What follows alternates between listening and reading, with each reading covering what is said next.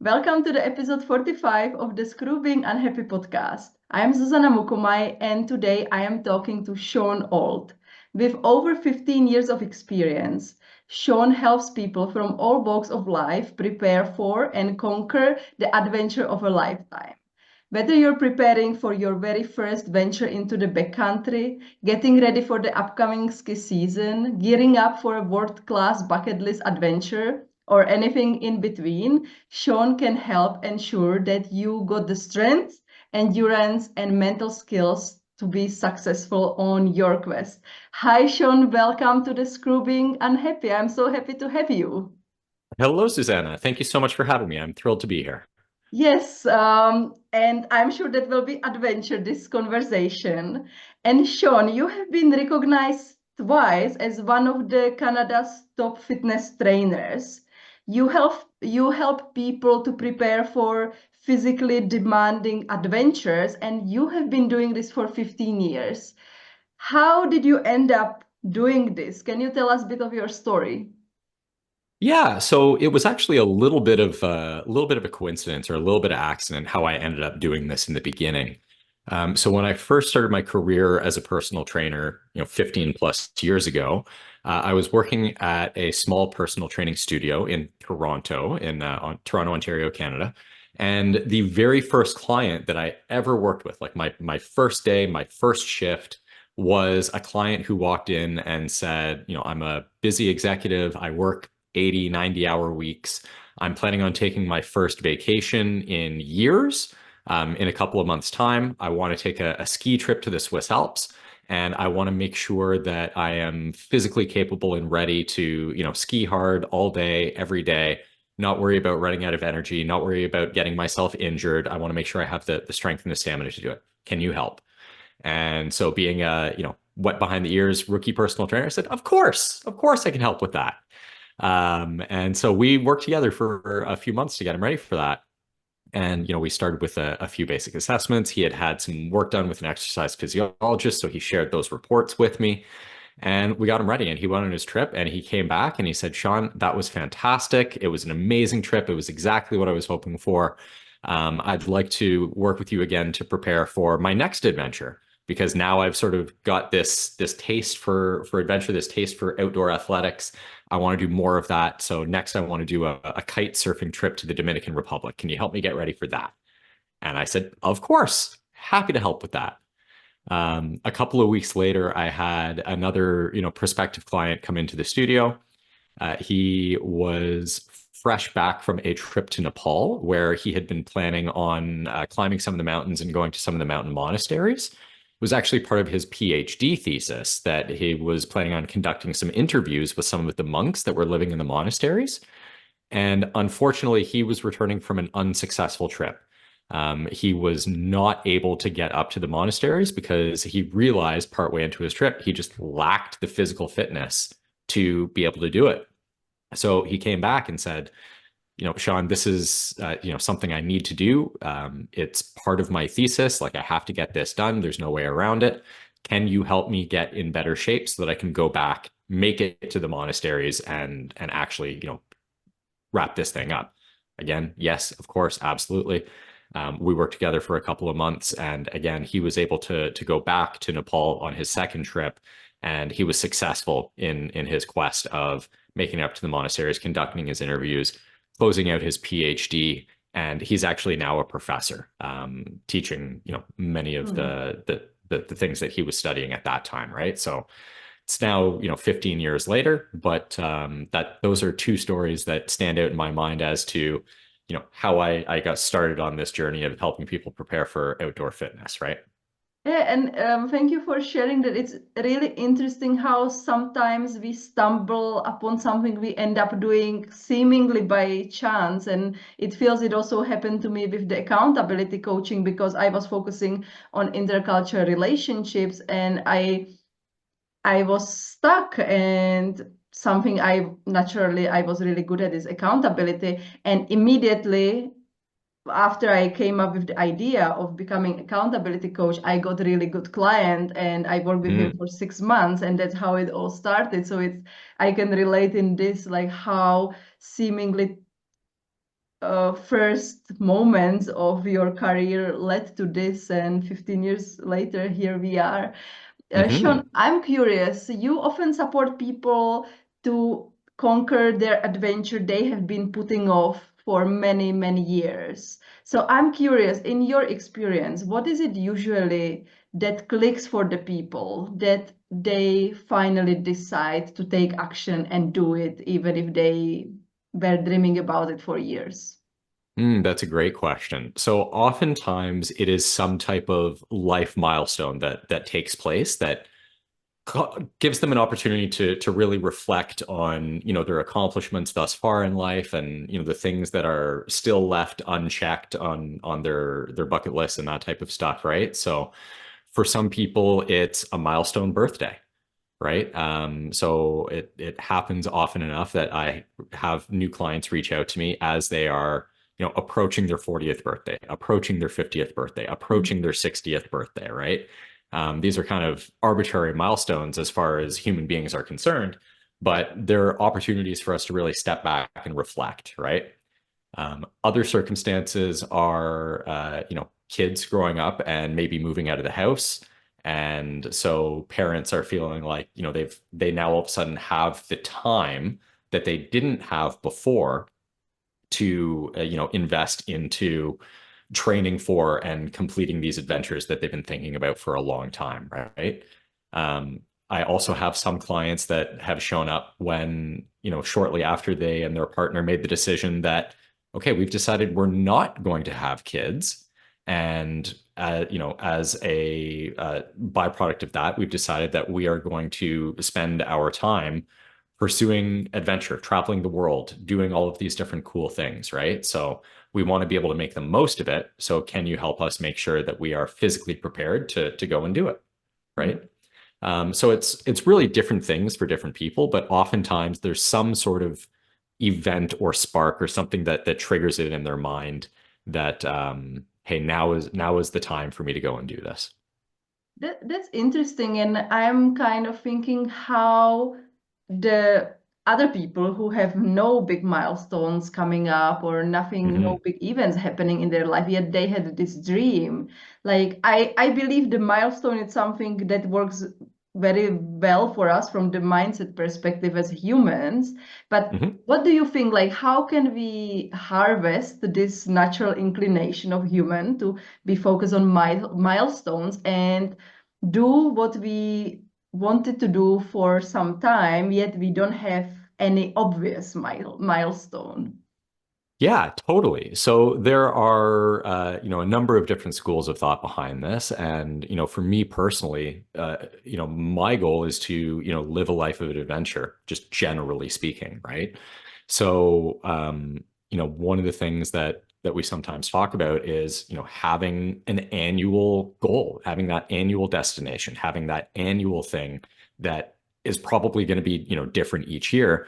But, if you can do some sort of awesome trip every year, or complete some sort of real big physical challenge each year, then it's a great way of setting yourself up for, a life well lived, and being able to look back years and years in the future and, reflect positively and smile and be joyous that, hey, I took the time to make sure that I was able to do all of these things, right? So it's not uncommon that we hear people say like, oh yeah, every year I make a point of taking a vacation, right?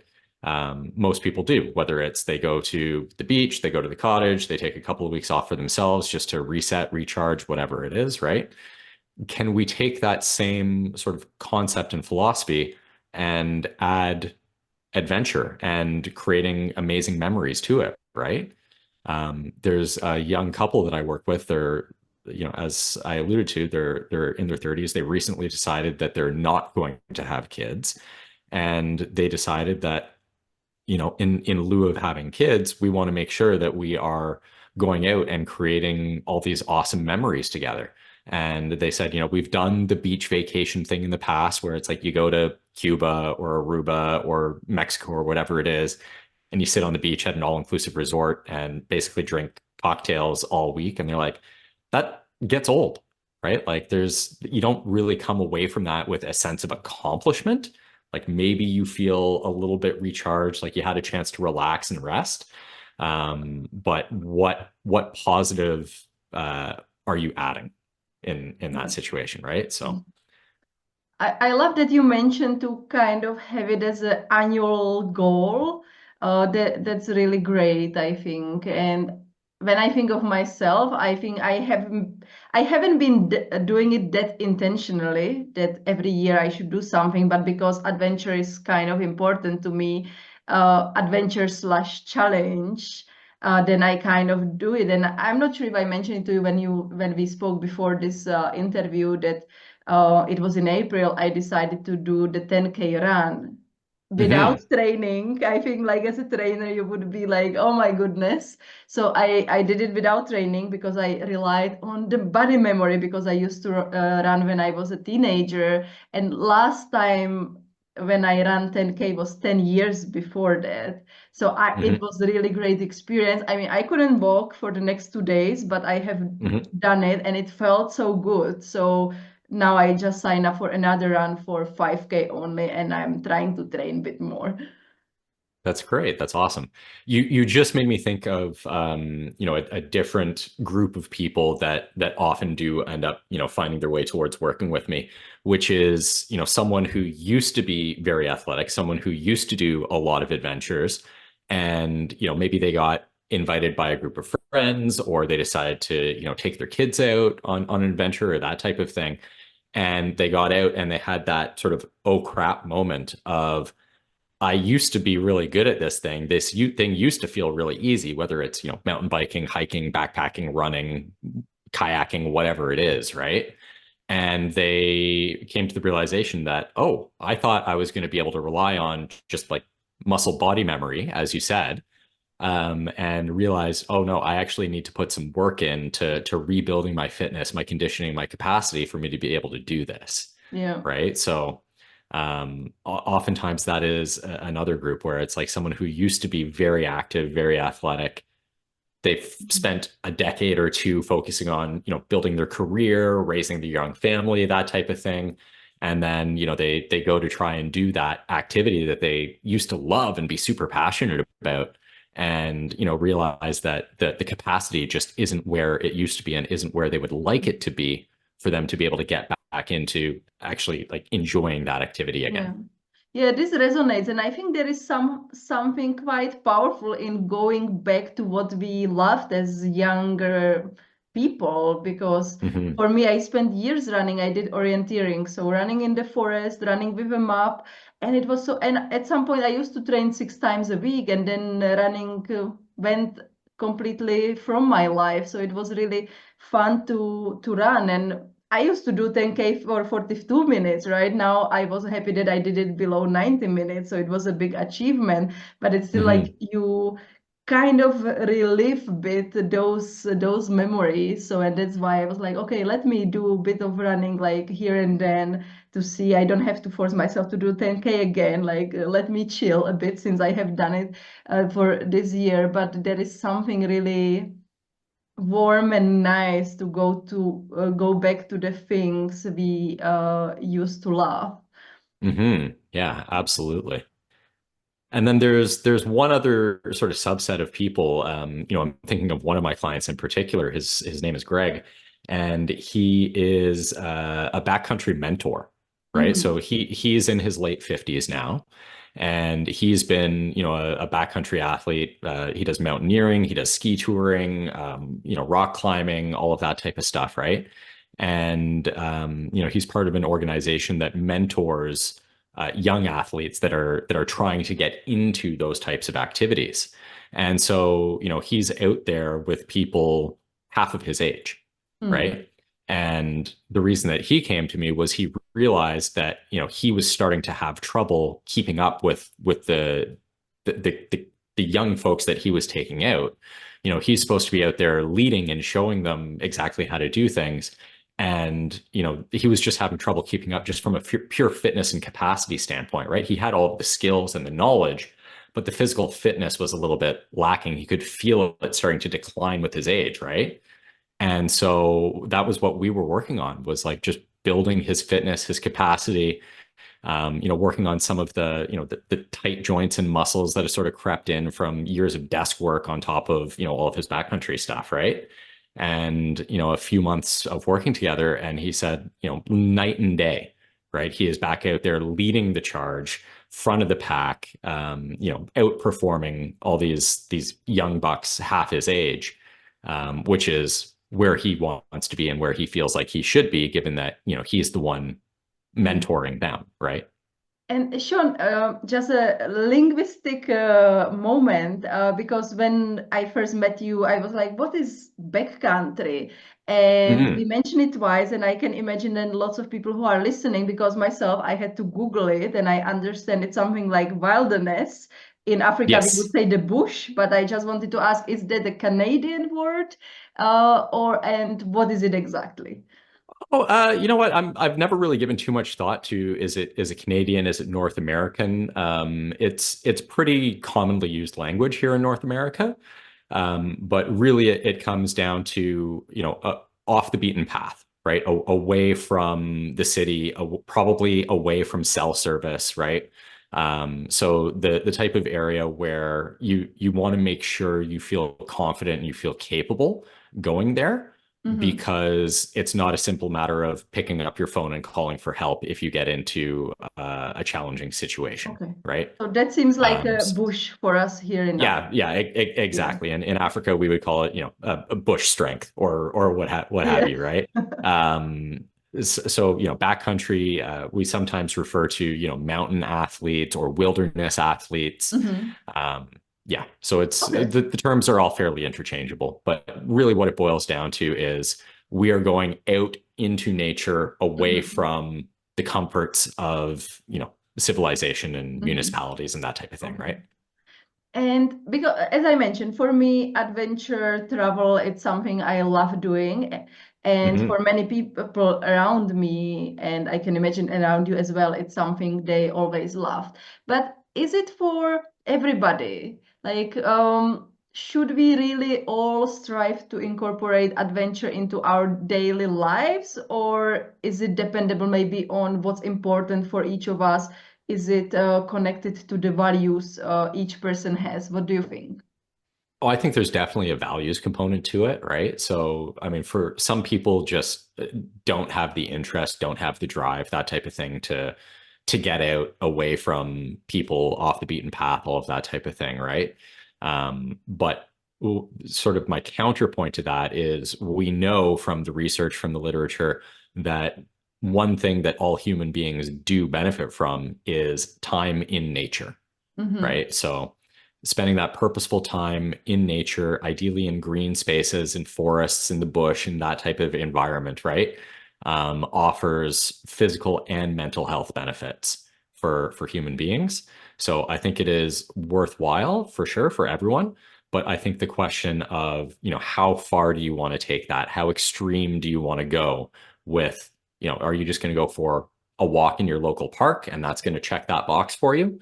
Or are you someone that wants to get deep into the mountains, deep into the forest, deep into the bush, and just get away from all of it for, days or Mm-hmm. weeks at a time, right? Okay. So I think, values will drive how far you want to take it, but everyone would benefit from spending some purposeful time outdoors in nature. Mm-hmm. And let's dig a bit deeper into this. So you mentioned research showing that it's helpful for us to spend time in nature. I completely Hmm. agree. I feel it the same way. But what are some of the benefits of spending time in nature and being intentional about it?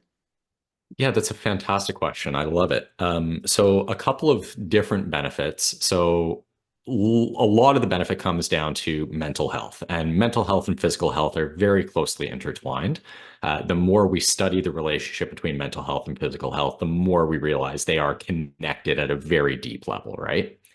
There are a couple of different things that can contribute to those benefits.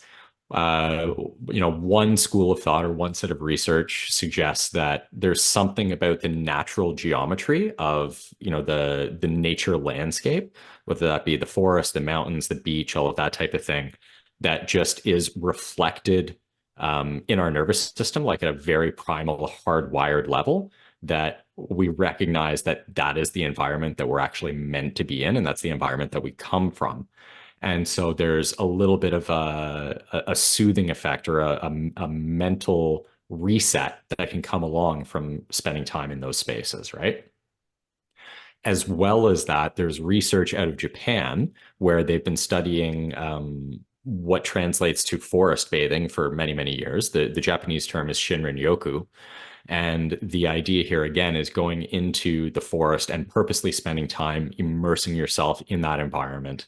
And one of the other benefits that's been found through that research is that the microorganisms that are in the air, in the soil, in the plants, in that forest environment are microorganisms that have a very positive symbiotic relationship with the human body.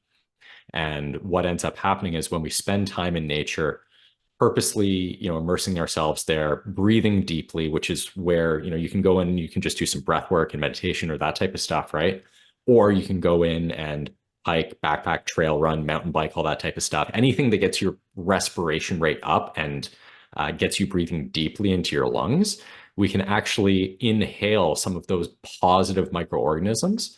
And then through our body's natural systems, our body will transport those microorganisms from our lungs to our gut, to our digestive system, where we're seeing a lot of really positive research in terms of, the importance of a healthy microbiome or the bacteria in our gut. And so by immersing ourselves in that environment, breathing deeply, inhaling some of those good, healthy microorganisms, they eventually find their way into our digestive system and help restore proper balance there. And there's another set of research that shows the connectiveness between, a healthy microbiome or a healthy gut and positive mental health benefits, right? So there's this relationship between the gut and the brain. Some people have gone as far as to refer to the gut as, quote unquote, the second brain because of how closely connected they are. And so if we have positive gut health, it's going to contribute to positive mental health and vice versa. Mm. Yeah. And it's a kind of funny paradox living in Africa, which is known for nature, but Mm-hmm. nature is one of the things I really miss most. I used to live in Sweden, and just being able to get out of the house and go to the forest or walk around the lake. Czech Republic is pretty similar. You can always jump on a bus and you are in a forest in not very long time. Here, like in Zambia, it's so difficult. There is a bush, but you need to drive. Like it's a Mm-hmm. huge country, and then it's not meant for people. So maybe it's similar to the backcountry you're referring to, Mm-hmm. but it's something like you don't really want to do. Like, or me, as I didn't really want to do it because first there are snakes, then there are the dogs because people don't tie the dogs. Then it's hot, so it always felt like it's not that easy. And me living in town now, we have a river we go nearby, but then you can't go in rainy season because there are crocodiles, and every year people get killed because of the crocodiles. And then the pollution is really bad because of the open burning. So Mm-hmm. it's a paradox that I live in a place with one of the most beautiful African national parks, but I really miss just being able to go to a park and breathe fresh air.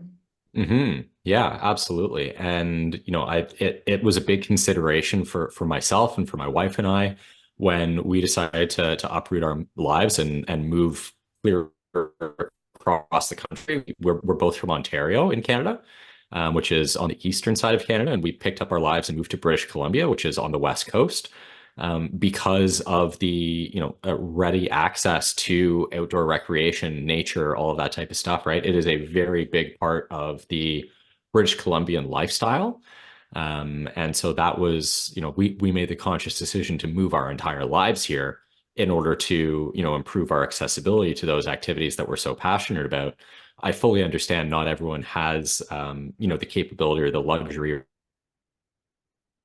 Oh, sorry, I lost your sound. Oh, Oh, now it's back. okay. Weird. Okay. So Um, The Where did you last lose word me? we heard was luxury. Oh yeah, so some people may not have the luxury, the privilege of being able to uproot and move their entire lives, right? Hmm. So that's where it can be very beneficial to have those at the very least those annual goals where we take time to get away, immerse ourselves in nature and that type of thing, right? But I would encourage people to even take it one step further and set at least quarterly goals, right? Hmm. Of going and taking even if it's just a 1 day weekend, something like that, go do a little adventure somewhere away from the city, just so that you have that opportunity to immerse yourself in nature, reap some of those positive mental and physical health benefits, and have a little bit of a reset, come back refreshed. Yeah, and that's something we actually do with my son because I feel like I cannot go that long without nature. So about Hmm 3 hours away from our place, there is the biggest chimpanzee orphanage in the world, I believe. But what is hmm beautiful about, I mean, we always go to see the chimps, but what we go there really is to walk in the bush, and the plants are beautiful. My son loves the mushroom, and we just spend the time just walking and breathing the fresh air, and that's like what we love doing because it's like hmm really that's why it resonates having this annual or quarterly goal and get out there in nature because I think it's really in us that we feel good when we are surrounded by nature. And that's why you can't see it now, but basically all of our verandas are full of flowers. It looks like jungle because that's something like what I try to do, at least to bring the nature to me a bit. hmm But this conversation, it made me really think of all the adventures I had. It made me think of how I climbed the dunes at the Gobi Desert and uh, the trips I made maybe to frozen waterfalls in Sweden. So can you tell me what is the most unusual or most crazy adventure you helped your clients to conquer hmm and for yourself? What is the most unusual adventure you have done yourself? Oh, fantastic questions. So for my clients, it would be probably the young lady that I worked with last year that I helped her prepare to do a bike packing trip. So that's carrying all of your camping equipment on your mountain bike. And she did the Annapurna circuit in Peru on her mountain Okay. bike. So it was, a 14-day bike packing trip, high altitude, high elevation, getting up above the elevation of Everest Base Camp at certain points, right? And so that was the first time that I trained someone to do that type of adventure on a bike as opposed Mhm. to, backpacking or hiking, right? And so that one really stands out to me as a different or unique experience, right? Mhm. For myself, it would be when my wife and I, went backpacking and trekking through Taiwan. And we made a sort of rookie mistake, and this is a lesson that I learned myself the hard way. And that, I try to impart this knowledge on my clients and the people that I work with. And we planned a summit of Ho Han Shan Mountain, which is the mountain at the end of the mountain range where the Sea of Clouds is in Taiwan. Very, very famous, picturesque spot, right? And we climbed to the summit on our last day in Taiwan, and then we had to scramble to come back down and basically beeline it to the rapid rail trans and get to the airport for our flight back home. And on that last night, we stopped. We were probably about an hour and a half hike from the summit. We had set this plan to do a sunrise summit, and we realized that we hadn't really properly prepared ourselves for the elevation, for the altitude. And when we were setting up our tents, we were setting up our camp. Um, we were both struggling. We're like, this is weird. Why do I feel like I'm out of breath? We've set this tent up and torn it down every day for the last 2 weeks while we've been here. What's going on, right? And we realized, oh, we're actually having a little bit of altitude sickness. And so the fact that we were having altitude sickness like 14 hours before we had to go and get on a flight to fly 14 hours back home was not something that I would recommend. If it had gone badly, if we had gotten sicker, we could have ended up in the hospital, and missed our flight and or not been Mm. cleared to fly for our flight back home. So I always encourage people now plan for a couple of down days at the end of the trip, where you have the opportunity, if you're doing anything high altitude, to come back down, reacclimate, and make sure that you have lots of time to get yourself ready for your trip home. Yeah, I think we all have stories that when we learn stuff the hard way, like now I would Mhm. never recommend to somebody to run 10K without training. Yeah, Um, you stuff like that. It's like, yeah, you could do it, but you're going to pay a price for it, yeah, right? yeah, Like exactly, you're exactly. not going to be able to walk for a couple of days. Who knows how long your knee is going to be bothering you for after that, all of that type of thing, Yeah, right? So, yeah. not the healthiest way to do it. But Mhm. Sean, this podcast, I really, as a human, as a coach, I am really action oriented, and I believe that nothing in our lives will change without taking action. So, if the men and women who are listening to this episode, if there was one thing you would want them to do right after listening to this episode, what would that be? That thing that you've been thinking about doing for years, whatever that is, whether it's to climb Mount Kilimanjaro, to, go see the Great Wall, whatever it is, right? That thing that you've been rattling around in the back of your mind for 5, 6, 10 years, put it on the calendar, right? Like set a date, put it on the calendar, make the commitment, call your travel agent, whoever it is that you're going to be working with to help make it a reality.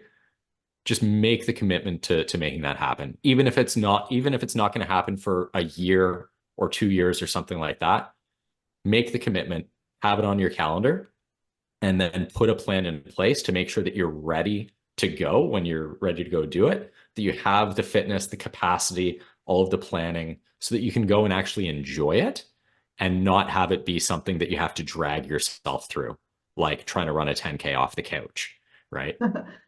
And I think now lots of people are in trouble because they had to put it on the calendar. So that's why I was laughing. And I am also going to think if there is something I wanted to do for ages and then see if I can put it on the calendar. So, yes. And I would love to hear from the listeners. You guys, if you are listening and you put it on your calendar, just send me a message. Let us know what was it. I believe also Sean would love to know that. So just let us know. Absolutely, I'd love to know. Yeah, yeah. And that brings us to the end of the conversation. Sean, thank you so much for being here. And if somebody is planning some big adventure, maybe they want to go and take a trip to Antarctica or walk all over like make a circle on the planet, and Mhm. they think you would be the perfect coach for them, where they can find you. So my website is backcountrystrength.com, or you can find me on social media. Either search Sean Alt Backcountry Strength or Sean Alt CPT, and I'm sure we'll have the links in the show notes, so people can Yes. just look down below and you'll be able to find me there. Okay. As you said, it will be in the show notes. So, yes, everybody listening, please, this is about action. If you got inspired by today's conversation, we would love to hear from you what you put on your calendar. And I hope this was an inspiration. So, thank you, Sean, for being here and sharing your stories with us. Thank you so much again for having me. It's been a true pleasure.